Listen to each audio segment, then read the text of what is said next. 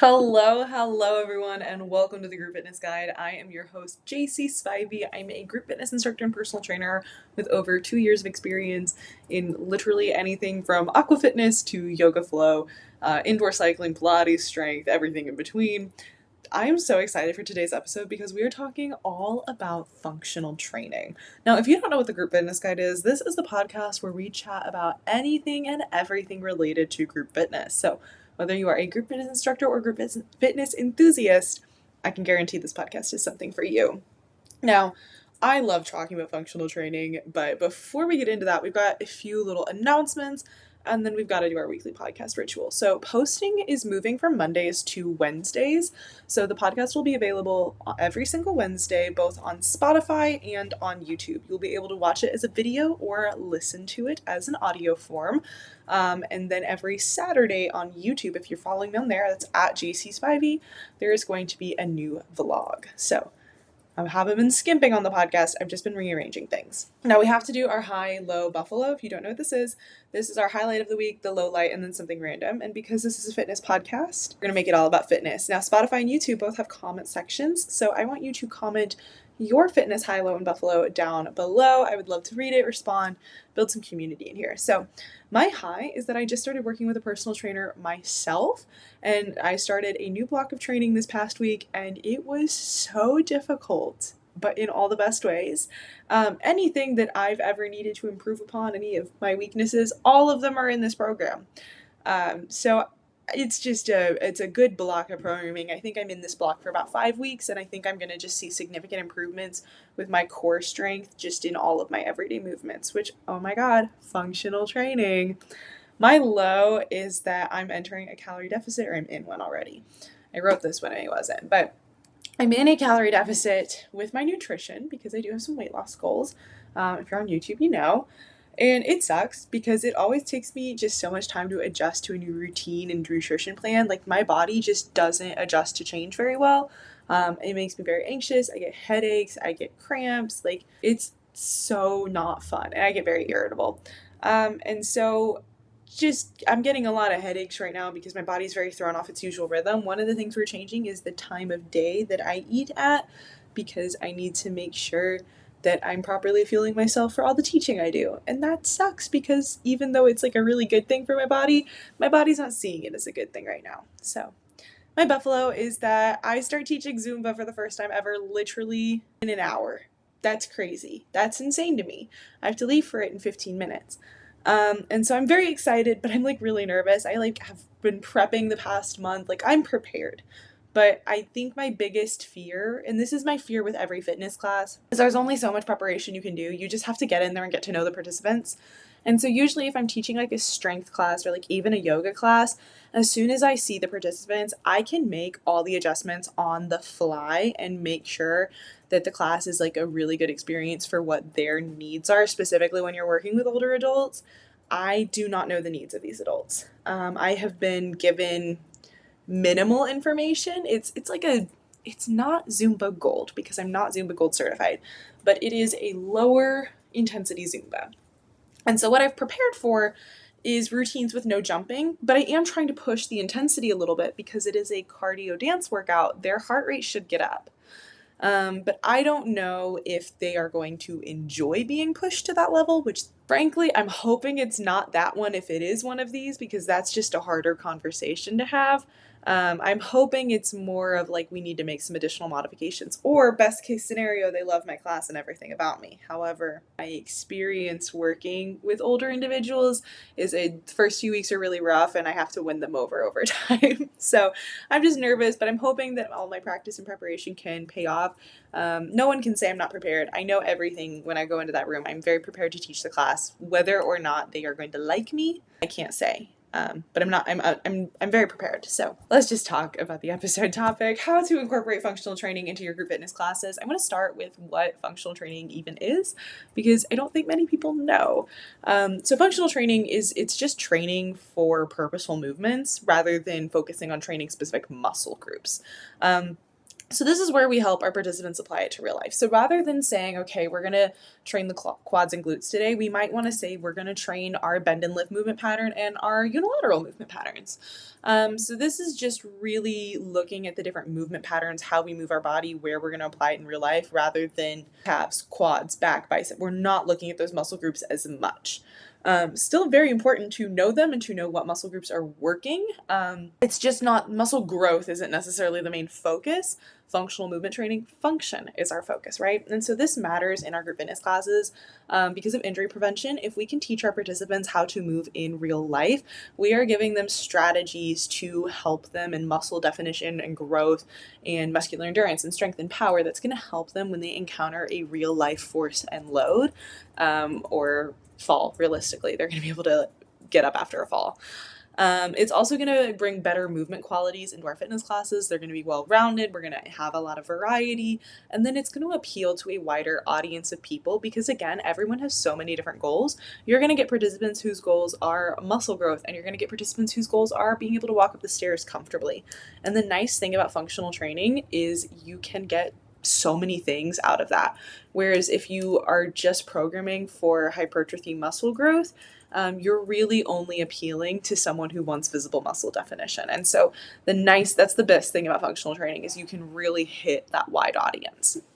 So looking at common mistakes that I see new instructors or just instructors in general make when it comes to trying to implement some of these functional training aspects into our programming, we overcomplicate things. I think that when we pair way too many movement patterns together, like coupled with scientific jargon, it can just be very inaccessible for our participants to take it and really understand what they're doing. Now, I think there are so many amazing movements where you're pairing all those movement patterns together.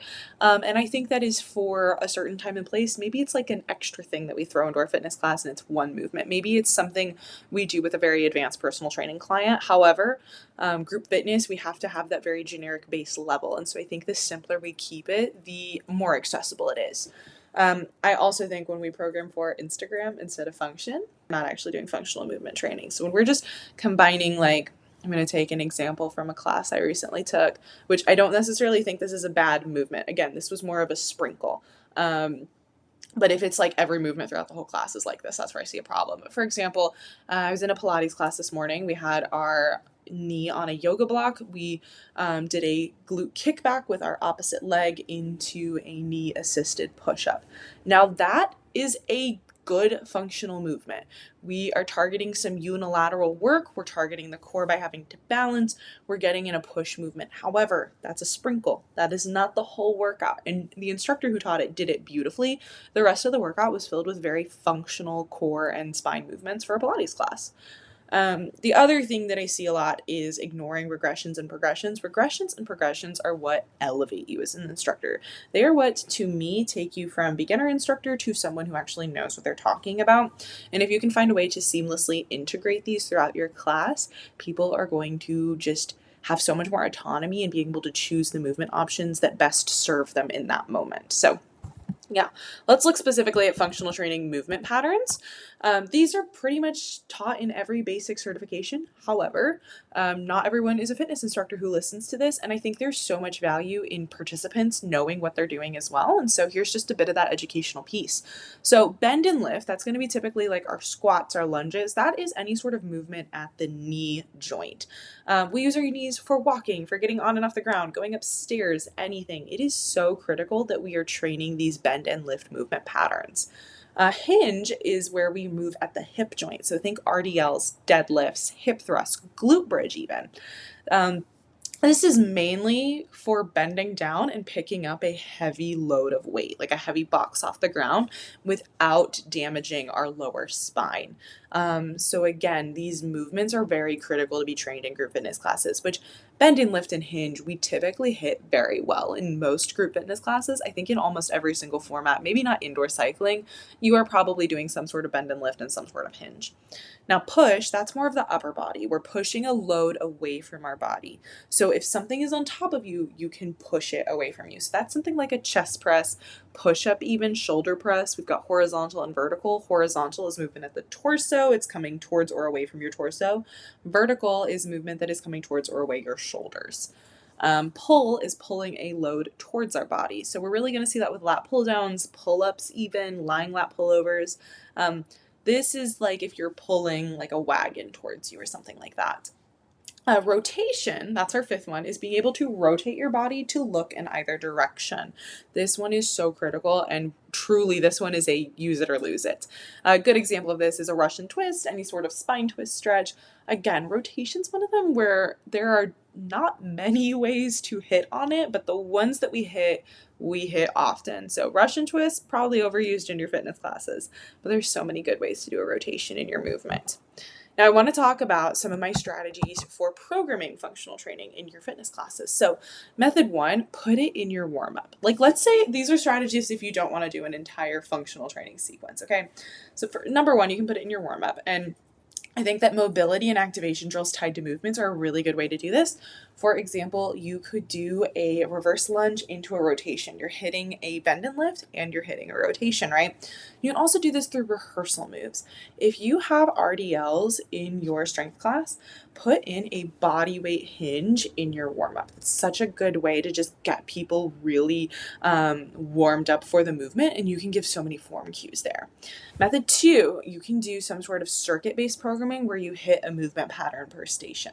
When I used to teach a classical cardio circuit, I loved doing this. I would literally do 5 stations. I would do bend and lift, hinge, push, pull, and rotation, and it was awesome. Method number 3, you could do like a themed workout. Maybe you don't want to do functional training all the time, but you want to hit it every once in a while. You could do like real life strength day, athletic movement day, that kind of thing, just to get people like amped up about it and then provide a lot of knowledge. And then method number 4 is you can start simple and layer the intensity, right? So let's say we're starting with a split squat, okay? So we're starting with that split squat. It's a unilateral, pretty balanced stance, right? You can take that split squat and amp it up into a reverse lunge. You can also take that split squat and lower it down to a regular squat. Those are just ways to add a little bit of intensity, regressions, and progressions. Now, some coaching tips for specifically group settings. Make sure with functional training specifically that we are cueing the movement, not the muscles. Are the muscles important? Yes, but we talked about at the beginning of the podcast that the actual muscles and the muscle growth that's going to come from this is not the core focus. It's a really nice benefit, but it's not the focus. So if you are cueing a squat, instead of saying engage your quads are doing this, we're going to activate the glutes, I want you to say push the floor away, sit back into the lawn chair, really like cue the actual movement that we're doing. Keep it simple, keep it repeatable, make it accessible for people, okay? And then demo clearly from multiple angles, especially if you are going to do one of those like sprinkle movements, make sure that people actually know what's going on. And then finally, offer those modifications without stopping the flow. It is a pet peeve of mine when I see instructors go, okay, so we're going to do, let's say, a reverse lunge. If you want to decrease intensity, do a split squat. If you want to increase intensity, do a reverse lunge to twist. Just start at reverse lunge. And if you see someone that might need a modification, introduce that modification. Okay? Even if you don't see someone, just introduce it after you started the reverse lunge. Now, what are the benefits of functional training? I just want to end off on this of what are the participants, what are the clients getting out of this? One, they're going to feel stronger in everyday life. They're going to notice their movement more when they pick up something off the floor without hurting their back. They're going to notice that, you know? There's also increased retention from clients feeling stronger. They're going to be like, oh my gosh, my workout class helped me with this. I'm going to keep going back. And that's good for us as the instructor because retention is ultimately how we fuel our business. It's also going to differentiate your class from the others, especially if someone has that goal of I want to feel stronger in everyday life. They're going to know that your class is going to help them get that way. And then finally, I think it builds your credibility as a coach who is educated and knows what they're doing, knows what they're talking about, and can provide a safe and effective client experience. Now, that's all I have for this episode. I hope you enjoyed, and I will catch you guys in the next one. Next Wednesday, we are going to be talking all about how to keep your fitness participants motivated. So tune in with me next Wednesday, and I'll see you there.